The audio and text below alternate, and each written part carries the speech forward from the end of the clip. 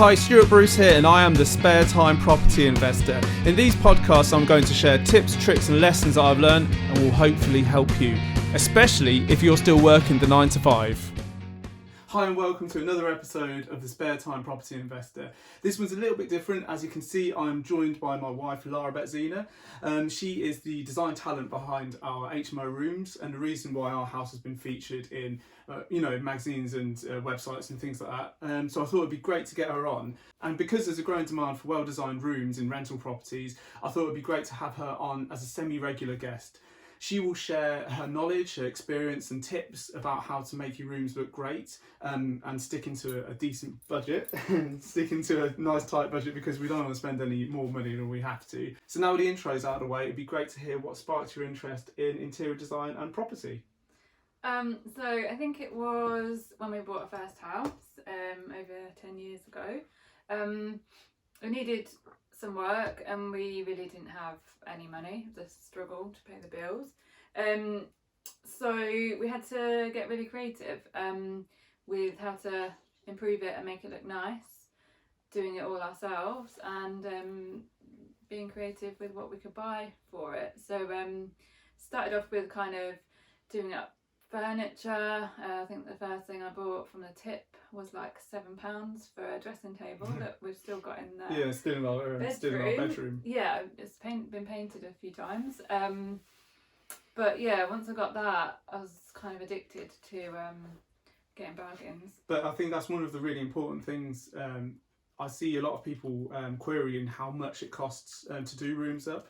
But Lara has found, just bargains. A lot of runs to kind of, a lot of places have tip shops. You know, in your local area, they have, what do they call it, reuse shops or something? Yeah, I mean, different areas may be slightly different. We used to be able to buy things at the tip for pennies, but now they bring them to like shops. But it's not rubbish, is it? No, it's not horrible stuff. I think it's probably from people, clearing out houses, probably after relatives died or something like that. And all the pieces of furniture that they think might be reusable or they could sell on get sold off, and for not a lot of money. Yeah. And there's also, I mean, this is one of the things I've just remembered. One of the things we did a few years ago. We went to one of these reuse shops in Northampton and spotted these kind of egg-shaped chairs, and we were kind of thinking about having a cinema room in our cellar, so we bought them, and they're about what, 30 quid? £22 each. £22 each, okay. And they sat in our cellar for years. Getting mouldy. Yeah. They were in quite bad condition, weren't they? And I think, wasn't it because, didn't we get a quote to have the cellar converted? And yeah, it was loads of money, so we weren't going to bother, and they were just in the way. So we thought, we'll just stick them on eBay for not much. But thankfully, before we stuck them on eBay, Lara did a little bit of digging. Yeah, and found that they were a Danish designer, and the chairs brand new sell for £10,000 each. And people, because they're so expensive and the name is like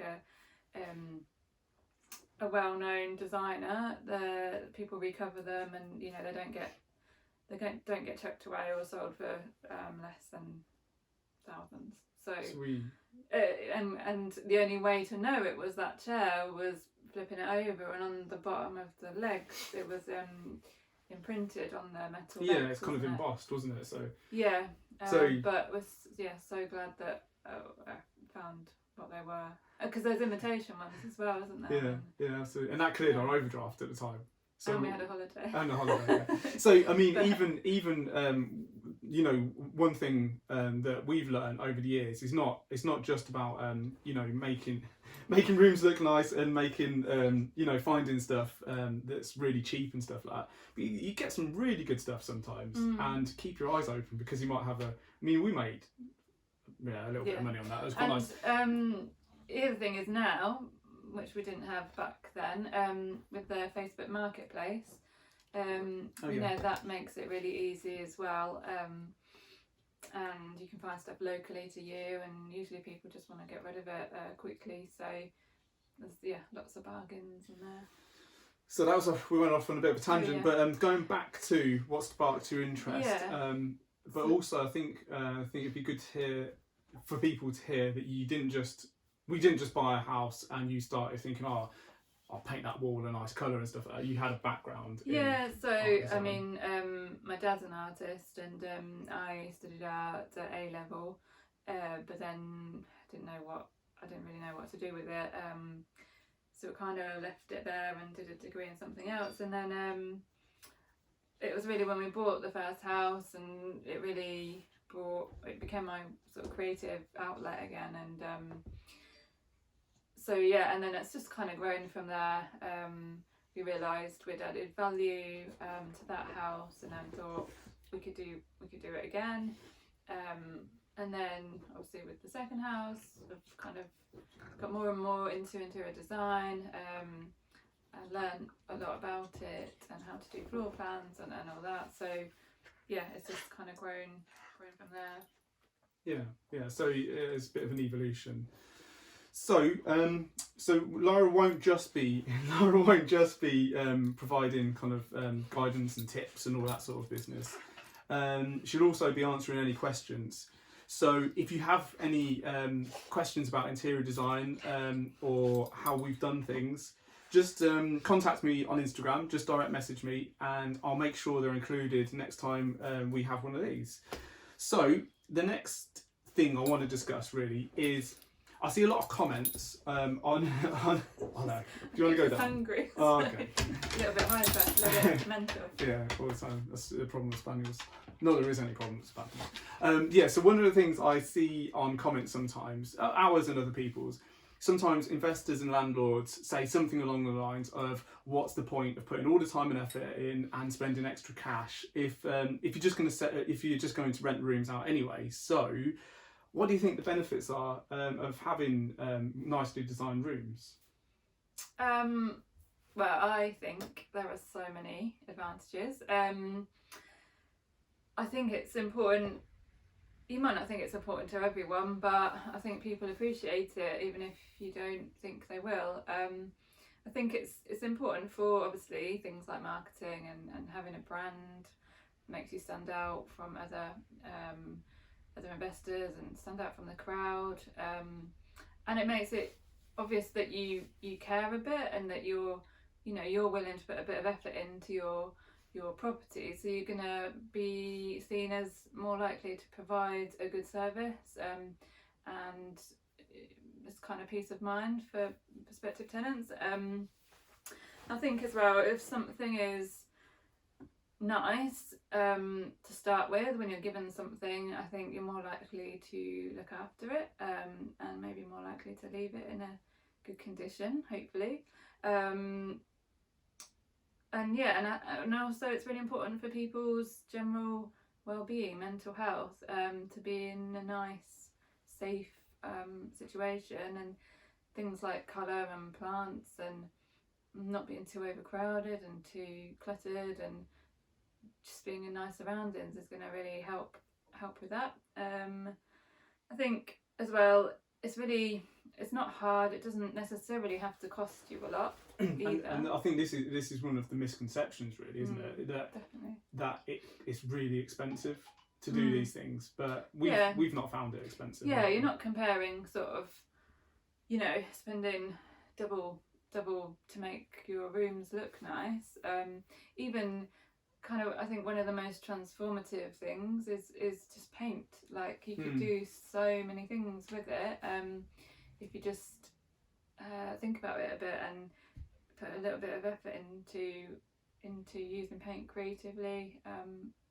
I think it's two sides to that, because it's really easy. So it's really easy in a way, as long as you don't really botch it. It's really easy to make your room stand out.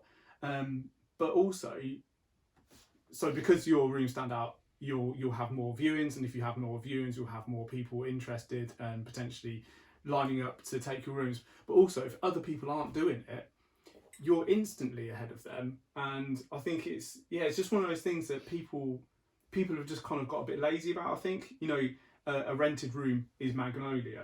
It's got dark grey carpets, and I think people have just have that mindset. That's all there is, and that's all you need to do sometimes. So yeah, I think there is that element to standing out, which, going back to your earlier point about marketing, is absolutely right. And also the kind of softer things like well-being, it sounds a little bit woo-woo when you first hear about it, but actually if somebody feels good in that room and your competition don't provide something that they're going to feel good in, they're not going to move to them. So potentially you're going to have them for a lot longer, which gives you less work to do because they just stay put. I think as well, one of the things we always focus on is having storage, and I think that it just makes so much sense. You do have to pay a little bit for that, obviously. Yeah, and there are ways of reducing that, like kind of in a very simple way, like making something or having like an open rail for clothing rather than buying a cheap wardrobe. It just looks a lot more bespoke and more spacious, and you get to use, so say if you've got a room with alcoves, if you put a rail across, you're getting the full width of that alcove, whereas if you fit a wardrobe in there, you're reducing that by quite a lot. So yeah, I think things like that, really simple and actually probably cheaper actually. Yeah, it is.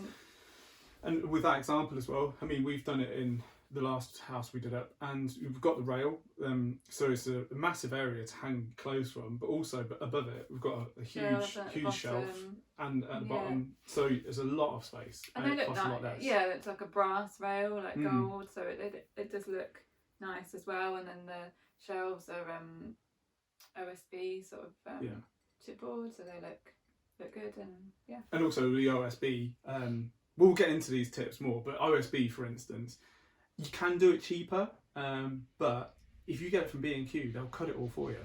Yeah. So it actually saves a lot of time. You can get it cheaper, but in terms of the time saving that provides you, it's amazing. Yeah, I love that. So cool. That's a good introduction of like the sort of thing we'll cover. There'll be much more and some specific tips about what you can do in rooms or your houses that you're renting out. And like I said earlier, if you've got any questions, send them over to me and I'll make sure they get included in the next episode. But the next thing I'm going to do is ask one of the regular questions from the podcast, the Spare Time Property Investor podcast. So when I interview people at different stages in an investment career, so complete newbies or people who have quite large portfolios, I always ask this question. And it's because I'm convinced that because I had a period in my life where I was a musician, so I took loads of little rubbish jobs, I'm convinced that I probably have the worst job out of anybody that I'm going to interview on the podcast, and I think I've kind of beaten or been beaten by those, depending on your perspective, on every episode so far. So the question is, this is the challenger question: what is the worst job you've ever had? I've had a few with some negative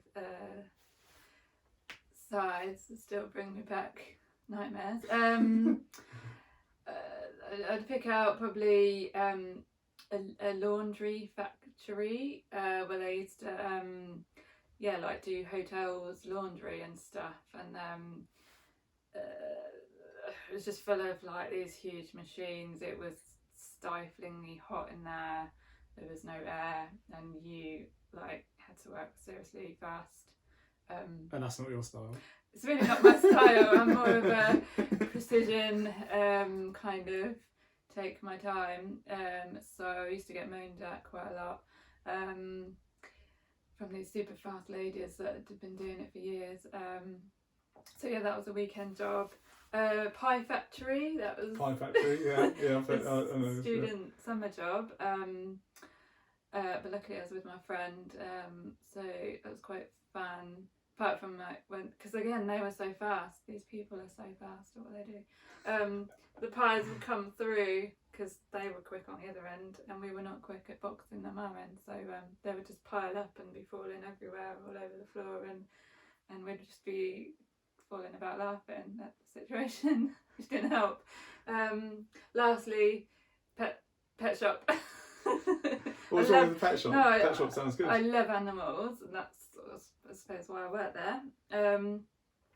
Absolutely love animals, but when you had to pick out a particular bird for little Tommy or whatever, and you had a net to catch it in, and there was 100 or 200 birds flying around, and you're trying to pick out this. And they had their heart set on particular one. Yeah. Could you tell the difference? Yeah, I mean sometimes I would just say, "Yeah, got it." So, hope that they didn't realise, but they usually did. And it also, I got bitten by stuff, rats, hamsters, birds. Actually, the bird was the worst one. It properly clawed. Yeah. No, not clawed, with its beak. Bit. Got my finger. and wouldn't let go. So yeah, but there was good sides to it too. So. Cool. Okay. Yeah, I'll still win or lose. Yeah. I don't know what way it is. I still need to make my mind up whether or not it's a lose every time or I in some way win in a kind of perverse way. But anyway, that's it from us this week. That's the this episode. So obviously Lara will be back kind of semi-regularly to have these discussions, and like I said before, we'll focus in on specific things. But if people want to find you in the meantime, where's the best place for them to find you? Probably Instagram. It's just Lara.Bezzina. I won't bother spelling it. It's on your. Yeah, we'll make sure it's linked in the show notes. And so you'll be able to find her page. There's lots on there. It's not just investment properties. There's lots of gold leaf art and everything else. So if you like that sort of thing, go and head over and check her out. But for now, that's us. And thank you for listening or watching, because this is a video.